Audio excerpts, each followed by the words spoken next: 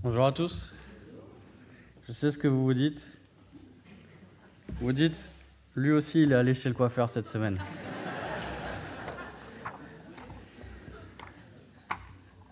Bien vu. Après 4 mois dans le froid et la boue des tranchées, les soldats sont épuisés. On est en décembre 1914. Et sur le front belge et français, le moral est au plus bas. Le temps a été pluvieux, une grande partie de ce mois de décembre, un petit peu comme cette année. Mais la veille de Noël, les températures ont chuté et un gel intense a enveloppé le paysage, comme sur les cartes de Noël traditionnelles. Et c'est ce manteau blanc qui a servi de toile de fond à l'une des histoires de Noël les plus remarquables depuis 2000 ans. Dans une lettre adressée à sa famille, un soldat témoigne. Comme je vous l'ai déjà dit, nos tranchées ne sont qu'à 30 ou 40 mètres des Allemands. Cela a donné lieu à un incident passionnant l'autre jour. Nos camarades avaient l'habitude de crier à l'ennemi et nous obtenions des réponses de leur part. On nous a dit d'engager la conversation avec eux et voici ce qui s'est passé. De nos tranchées. Bonjour Fritz. Pas de réponse. Bonjour Fritz. Toujours pas de réponse. Bonjour Fritz. Des tranchées allemandes. Bonjour. Comment vas-tu? Très bien, répond l'Allemand. Viens ici Fritz. Non, si je viens, je vais me faire tirer dessus. Mais non, on va pas te tirer dessus, n'aie pas peur. Viens chercher des clopes Fritz. Non, tu fais la moitié du chemin et je te rejoins.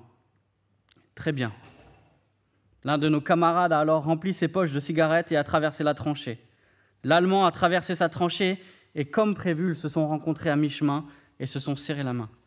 Fritz a pris les cigarettes et il a donné du fromage en échange. Dans une autre lettre adressée à un ami, on a le soldat Cunningham du 5e régiment de fusiliers écossais qui raconte « Pendant la nuit, nous avons chanté des chants de Noël les uns aux autres. Les lignes allemandes n'étaient qu'à une centaine de mètres et nous nous entendions très bien. Cela a continué toute la nuit. Lorsque l'aube est arrivée, nous avons commencé à mettre la tête au-dessus du parapet et à nous saluer. Sur notre gauche se trouvait une brasserie occupée par les Allemands. Et à notre grande surprise, nous avons vu un Allemand sortir en levant la main.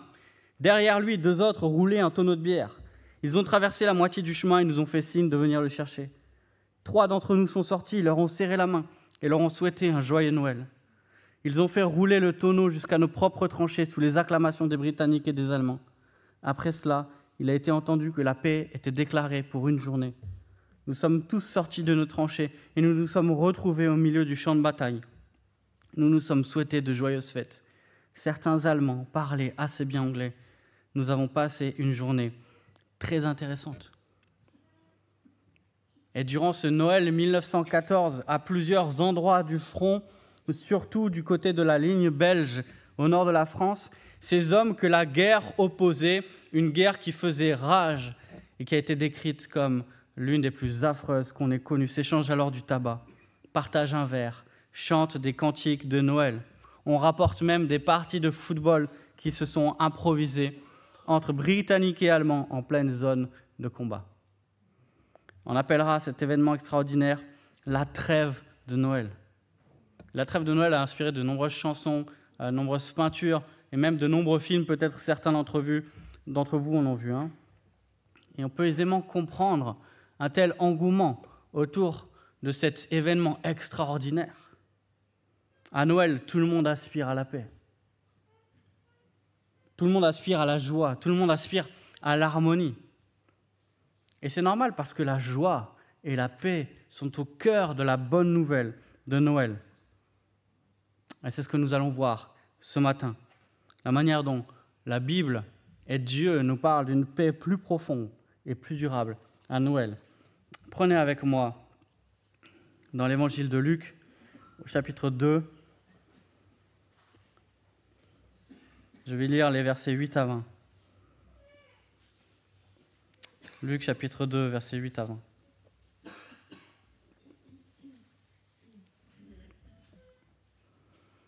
Il y avait dans cette même contrée des bergers qui passaient dans les champs les veilles de la nuit pour garder leurs troupeaux. Et voici, un ange du Seigneur leur apparut, et la gloire du Seigneur resplendit autour d'eux. Ils furent saisis d'une grande frayeur.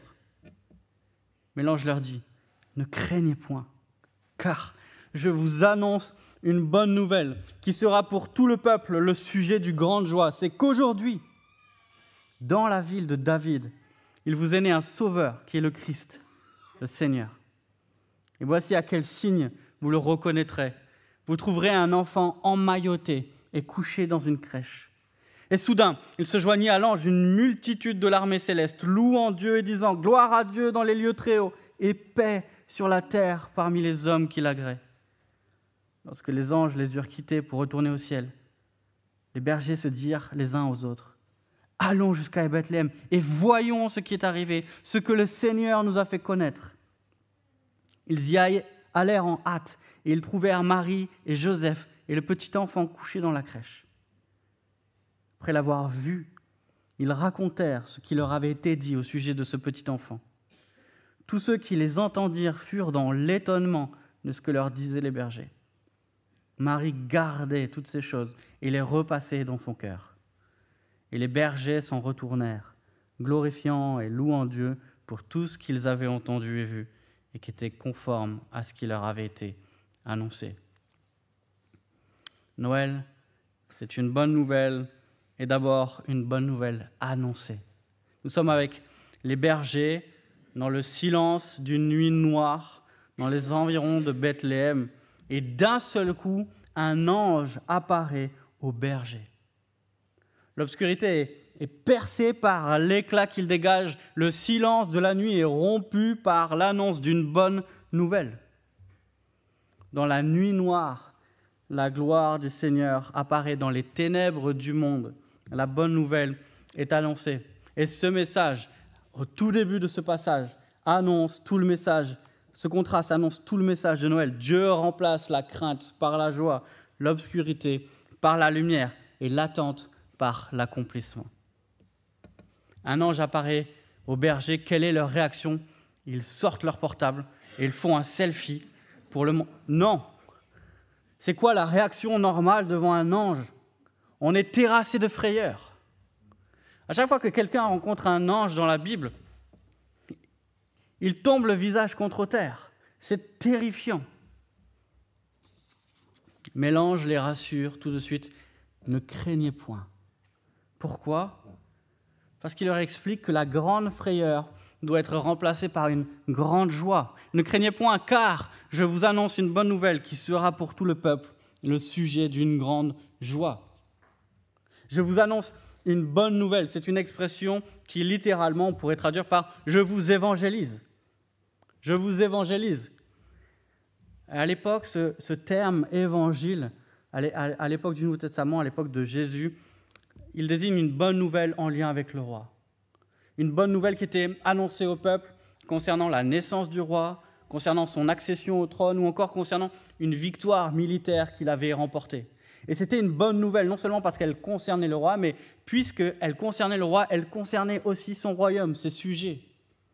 Dans tous les cas, la bonne nouvelle qui concerne le roi profite à son peuple, parce que le peuple bénéficie des bienfaits acquis par le roi. Le peuple se réjouit de ce qui arrive au roi, parce qu'il va en profiter. Et quelle est cette bonne nouvelle qu'annoncent les anges ici? Aujourd'hui, dans la ville de David, il vous est né un sauveur qui est le Christ, le Seigneur.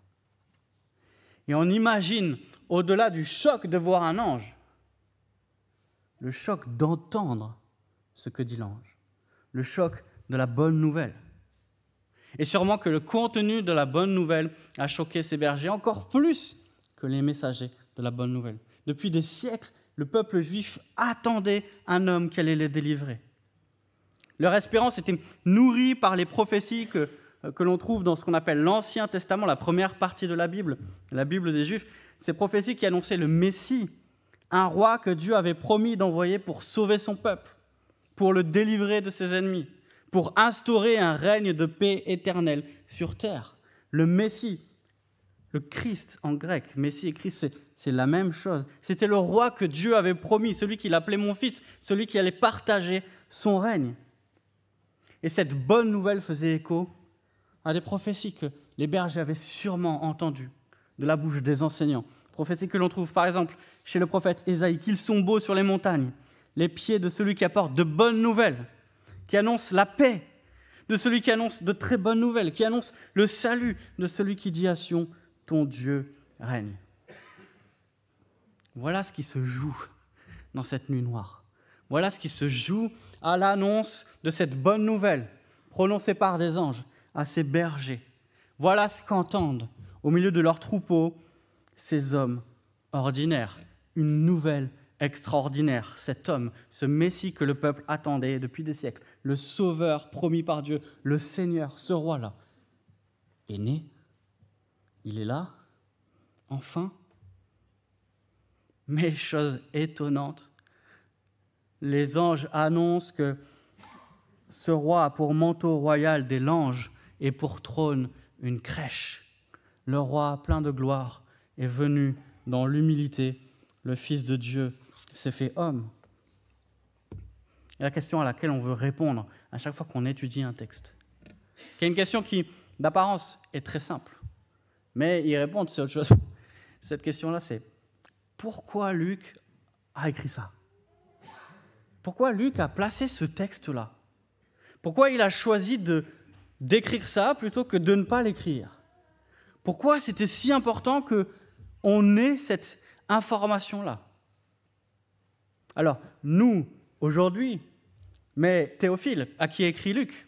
Luc a écrit cet évangile pour Théophile. Pourquoi il a choisi de raconter ça? Et je pense que ce que voulait Luc, c'est que nous entendions ce que les bergers ont entendu. Que cette bonne nouvelle qui a été annoncée il y a 2000 ans à des bergers soit une bonne nouvelle pour nous aujourd'hui, en 2024. Les anges ont annoncé cette bonne nouvelle à des bergers, à des gens comme vous et moi. Ils ne sont pas allés voir les grands de ce monde, ils ne sont pas allés voir les puissants de ce monde, ils ne sont pas allés voir des influenceurs. Ils sont allés voir des gens humbles, des gens du peuple, des gens qui étaient en train de travailler. Un travail de la vie de tous les jours. Des gens qui étaient ordinaires, des gens qu'on ne remarquait pas, comme vous et comme moi. Et pourquoi il leur a annoncé cette nouvelle à eux? Parce que cette bonne nouvelle est pour tout le peuple le sujet d'une grande joie. Pour tout le peuple, le sujet d'une grande joie. Noël, une bonne nouvelle partagée ensuite. Et Luc nous emmène avec les bergers. Luc veut qu'on soit à côté des bergers quand ils entendent la bonne nouvelle et qu'on soit à côté des bergers quand ils vont vérifier. Il veut que nous entendions ce qu'ils ont entendu, que nous voyions ce qu'ils ont vu. Et tout ce texte tourne autour d'une question. Que vont faire les bergers de ce qu'ils ont entendu? Que vont faire les bergers de cette bonne nouvelle?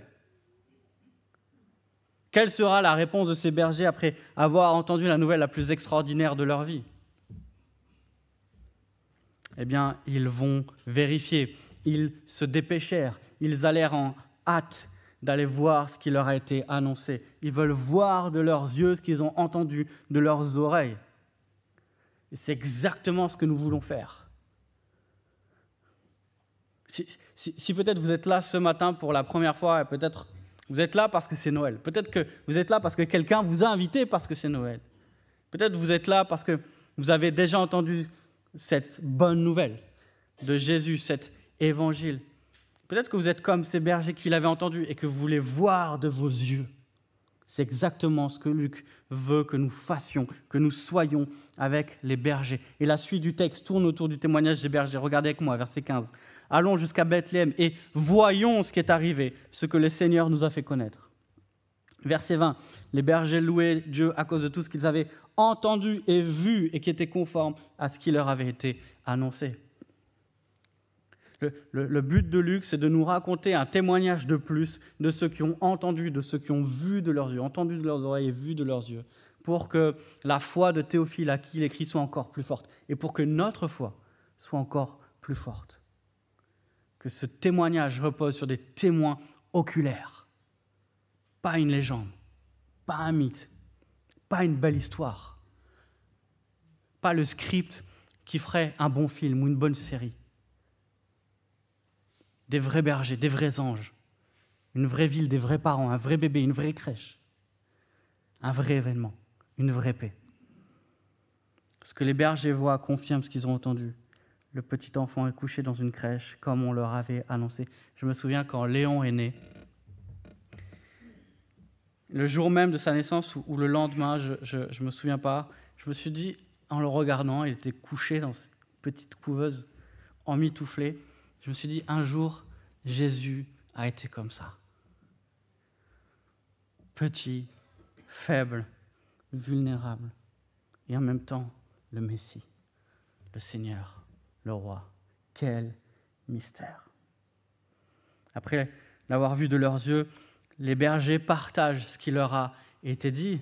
D'abord, ils constatent, ils regardent et ensuite, ils partagent ce qu'ils ont entendu. Ils racontèrent ce qui leur avait été dit au sujet de ce petit enfant.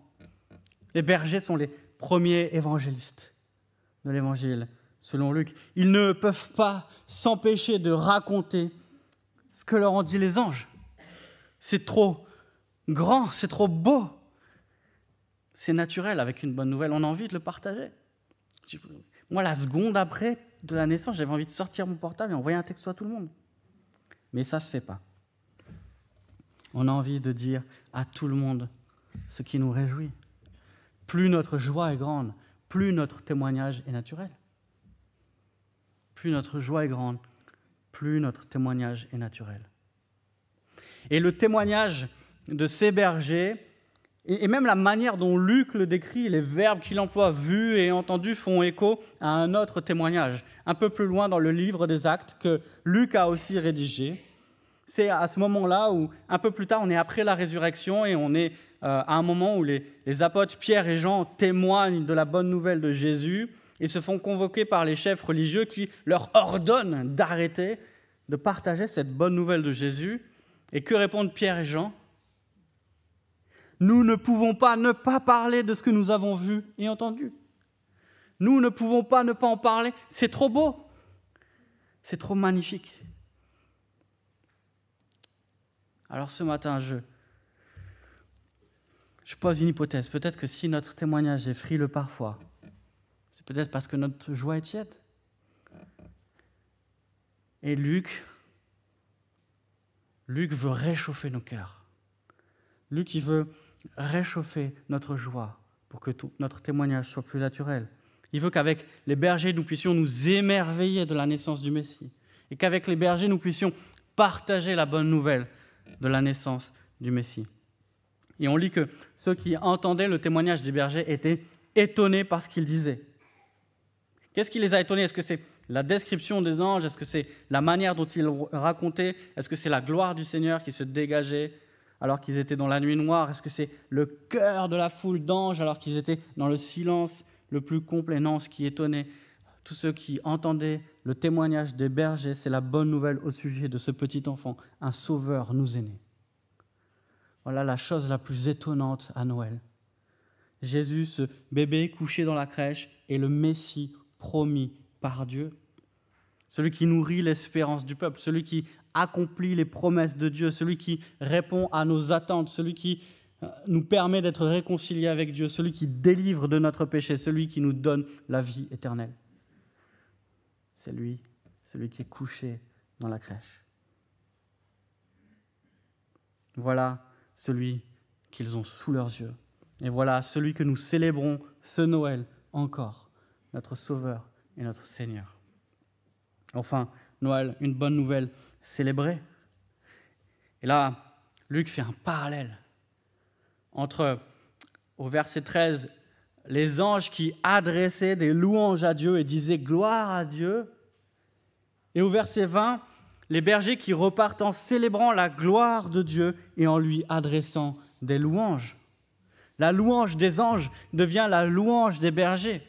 Les anges ont loué Dieu parce qu'ils voyaient son plan de salut se réaliser. Les bergers ont loué Dieu parce qu'ils ont vu le Sauveur en face.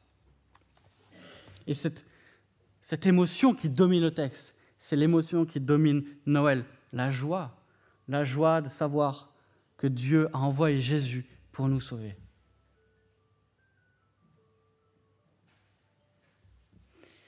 Je me rappelle, il y a quelques années, quand j'étais à l'IBG, on était sortis pour faire des sondages au bord du lac de Genève. Et on posait des questions à des gens qu'on croisait. Et j'ai parlé avec un jeune et je lui ai demandé ce qui l'empêchait de croire en Dieu. Il m'a dit « J'aimerais que Dieu vienne me voir ».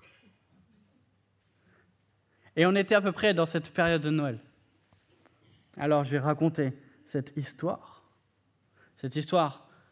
qui nous montre que Dieu est venu et qu'il s'est incarné.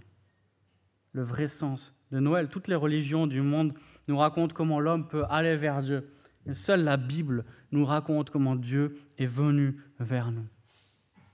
Et avec ce tableau, avec ce passage, Luc nous peint le tableau de la création entière qui célèbre la naissance de Jésus. Le ciel et la terre se rassemblent autour du Messie pour célébrer la gloire de Dieu. Jésus est celui qui est le trait d'union entre le ciel et la terre, celui qui amène toute la création à célébrer la gloire de Dieu. Est-ce que nous voyons dans ce texte, est-ce que nous vivons chaque dimanche, à chaque culte, des hommes et des femmes ordinaires comme les bergers se rassemblent autour du Messie pour le célébrer. À chaque culte, chaque dimanche, des hommes et des femmes qui ont reconnu Jésus comme leur Sauveur et leur Seigneur font louer leur louange à Dieu en faisant écho à la louange des anges et à celle des bergers. Et c'est la réponse normale. C'est la réponse normale de ceux qui ont vu le Seigneur, le Roi, que Dieu a envoyé pour nous sauver. Plutôt, j'ai demandé, ce texte tourne autour d'une question, que vont faire ces bergers de la bonne nouvelle qu'ils ont entendue ? Et Luc, en réalité, en nous plaçant avec les bergers, en nous plaçant à côté d'eux quand ils entendent cette bonne nouvelle, en nous plaçant à côté d'eux quand ils ont vu le Sauveur, en nous plaçant à côté d'eux lorsqu'ils chantent leur louange à Dieu, Luc nous demande ce matin, qu'allons-nous faire de cette bonne nouvelle que nous entendons ce matin ? Qu'allons-nous faire ? Nous en réjouir et l'annoncer comme les bergers ? Pour conclure, il y a un petit mot dont je n'ai pas encore parlé. C'est le premier mot des anges. Regardez avec moi le premier mot que les anges prononcent aujourd'hui. Aujourd'hui. Aujourd'hui, dans la ville de David, il vous est né un sauveur qui est le Christ, le Seigneur. Et aujourd'hui, c'est un mot important pour Luc. Il aime bien l'employer. Pourquoi ? Parce qu'il marque l'accomplissement des promesses de Dieu. Et si quelqu'un nous demande pourquoi nous fêtons Noël, est-ce que tu fêtes Noël, toi ? Pourquoi nous fêtons Noël ? Nous pouvons répondre, aujourd'hui, le salut s'est approché de nous. Et chaque Noël, c'est l'occasion de se rappeler qu'en Christ, Dieu s'est fait homme pour venir nous sauver. Et c'est ça la bonne nouvelle de Noël, c'est que le Seigneur, le Roi divin, vient en personne pour nous délivrer de notre péché. Noël, c'est la bonne nouvelle que Jésus, le Roi, est né pour nous sauver. Et cette bonne nouvelle de la crèche prépare la bonne nouvelle de la croix. La bonne nouvelle de Noël prépare la bonne nouvelle de la Pâque. L'enfant qui est emmailloté, couché dans la crèche, annonce le crucifié enroulé de bandelettes qui sera couché dans son tombeau. L'humilité de la crèche annonce l'humiliation de la croix. Un théologien a résumé ça en disant « Jésus a pris notre nature à Bethléem pour prendre notre mort à Jérusalem ». Et sans la Pâque, on ne comprend pas Noël. Sans la croix, on ne comprend pas la crèche. La paix qui est annoncée à Noël est accomplie à la croix. Et à la fin de l'Évangile, au début de l'Évangile, on est à Noël. À la fin de l'Évangile, on est à la Pâque. Au début de l'Évangile, on a des anges qui apparaissent à des bergers qui les effraient. À la fin de l'Évangile, on a des anges qui apparaissent à des femmes et qui les effraient. Les femmes sont venues au tombeau pour embaumer le corps de Jésus. Et deux anges leur apparaissent. Saisies de frayeur, elles baissèrent le visage contre terre, mais ils leur dirent « Pourquoi cherchez-vous parmi les morts celui qui est vivant ? Il n'est point ici, mais il est ressuscité. » Au début de l'Évangile, les anges disent aux bergers « Allez voir le Seigneur qui est né. » À la fin de l'Évangile, les anges disent aux femmes « Allez voir le Seigneur qui est ressuscité. » Voici la bonne nouvelle de Noël. Le Seigneur est venu sur terre apporter la paix. Et cette paix n'est pas comme la paix de 1914. aussi belle soit-elle, et aussi extraordinaire soit cette histoire de ce moment où des hommes que tout opposait et qui la veille se tiraient dessus ont décidé, parce que c'était Noël, de faire une trêve et de fraterniser. Ces hommes qui ont goûté un court instant à ce que le monde devrait être au milieu d'un monde déchiré par la guerre. Mais cette trêve n'a pas duré. Et la joie a laissé place au combat. Et aujourd'hui encore, la période de Noël est pour beaucoup ce que fut la trêve de 14 pour les soldats. Une parenthèse enchantée dans un monde en chaos. Mais nous le savons, parce que nous en avons tous fait l'expérience. La magie de Noël ne dure pas et le chaos reprend son règne. Mais ce texte, ce matin, et cette bonne nouvelle de Noël nous parle d'une paix qui ne cessera pas, apportée par un roi qui régnera à jamais. Gloire à Dieu dans les lieux très hauts et paix sur la terre parmi les hommes qui l'agréent. C'était le chant des anges et le nôtre aujourd'hui. Je vais prier.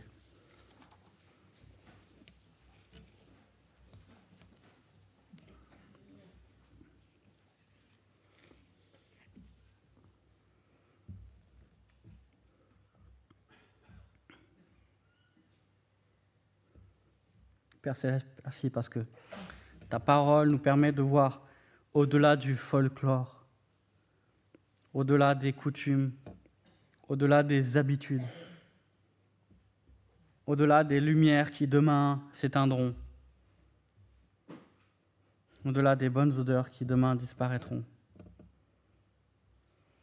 au-delà de la paix qui demain s'effacera, au-delà de cette joie qui finira. Elle nous permet de voir au-delà de tout ça pour voir cette bonne nouvelle de Noël, que tu as envoyé ton Fils, le Roi, le Sauveur, pour délivrer son peuple de ses péchés et le réconcilier avec toi, lui faire goûter une joie, une harmonie qui n'est pas de ce monde et qui ne finira jamais. Que cette bonne nouvelle nous émerveille, Seigneur, et nous pousse à la partager autour de nous. Et que, habités par cette bonne nouvelle, tous ceux qui nous côtoient en cette période puissent goûter quelque part et entendre cette bonne nouvelle que nous voulons annoncer à tous ceux qui nous entourent, comme l'ont fait les bergers il y a 2000 ans. Seigneur, viens nous émerveiller, viens ouvrir nos yeux pour voir la gloire et la splendeur de cette bonne nouvelle, que en Christ, tu es venu pour nous réconcilier avec toi. Loué sois-tu et gloire à toi. Amen.